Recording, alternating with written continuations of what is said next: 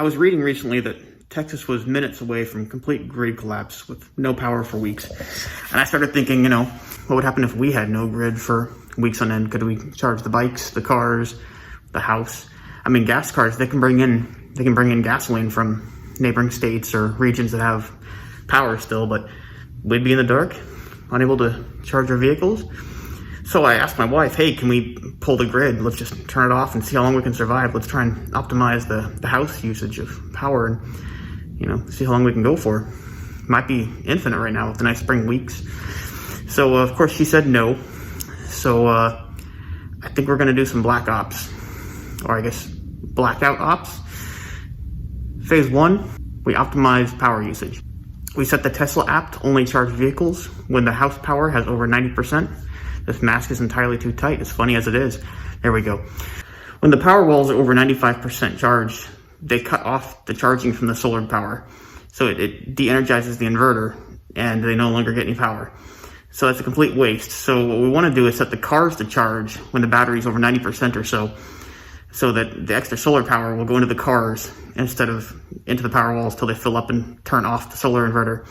So right there, I think we're going to be able to charge the cars for at least a few hours a day. Maybe not at full power, but the app is supposed to be very intelligent now, where it'll put only extra power into the cars.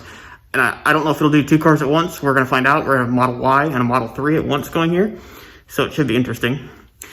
Phase 2 of this plan is going to be turning off computers,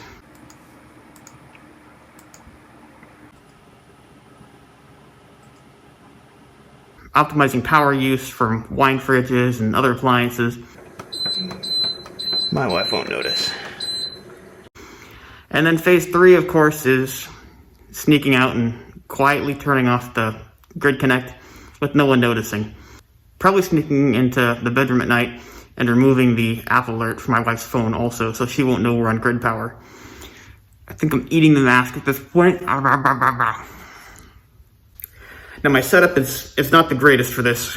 I've got a basement that's furnished, livable space, the main floor of the house, and an upstairs with an attic.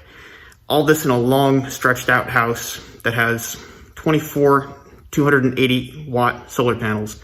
Of course, squirrels made a house under the panels last year and ate through the wiring to the point that we had to have an electrician out here to fix as much as he could of them. The one panel is still down, and we had critter guards installed, so that shouldn't happen again. But we're down to 23 working panels now. So that and 10 kilowatts of inverters in the PowerWalls, upwards of 6 kilowatts in the solar inverter. We can surge up to about 20 kilowatts in case we're charging the cars and the wife starts the dryer, which is electric. We should be all right. It should adapt and throttle down the cars as needed when other loads start up. We'll find out. I've never tried this. My wife wouldn't let me try it, so we're going to try and do it without her knowing. I've mastered the ability of standing so incredibly still that I've become invisible to the eye. Watch.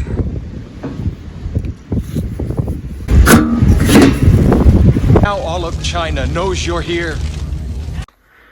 I snuck out to turn the power off, and my wife woke up and saw me walking around staging this photo.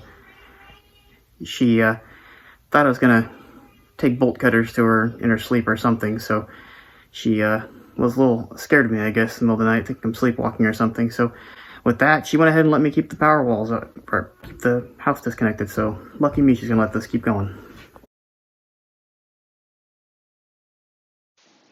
Well, good news, bad news. The good news is it looks like the PowerWalls will actually charge about 98-99% before it turns off the inverter. Oh, there it goes again. Alright, so yeah, when it gets down to 98%, it turns the inverter back on, 99% turns it back off. So bad news is I'm not at home right now, I can't plug my car in, which I am at 73%, so I do need to charge. So hopefully I can hurry home here and get the extra power here that's going to be wasted if I don't. It looks like you can charge 2 Teslas at the same time when you're off the grid. My car's charging at 3 kilowatts.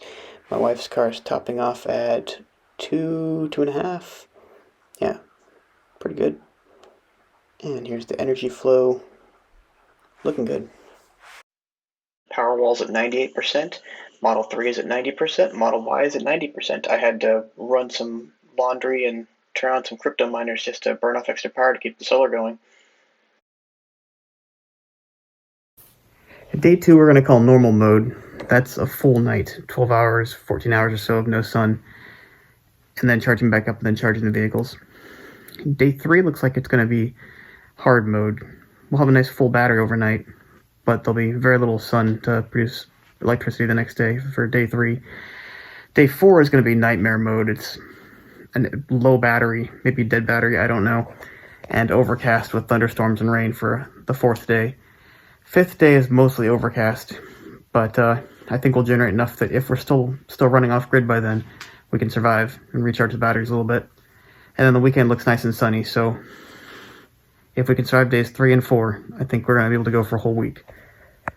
I see why no one does a detailed breakdown of how living off the grid with PowerWalls is. It's just a bunch of graphs and boring power flow diagrams, but here's an interesting one for day 2.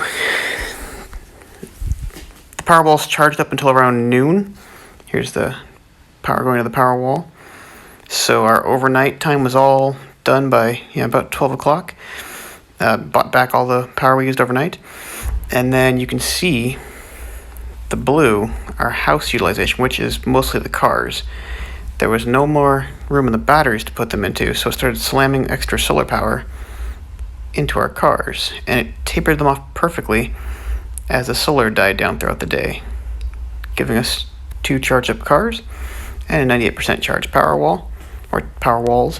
It's late at night right now, about to go to bed, and we're at 87%. Don't think we're going to get much sun for the next 2 days, so we'll see if 87% will get us through 2 days. Day 2 was just more of the same. At sunset, the PowerWall had 98%. Both cars had 90%. Had to turn on some crypto miners because, again, everything was full and there's no place to put the power, and I didn't want that solar power to go to waste.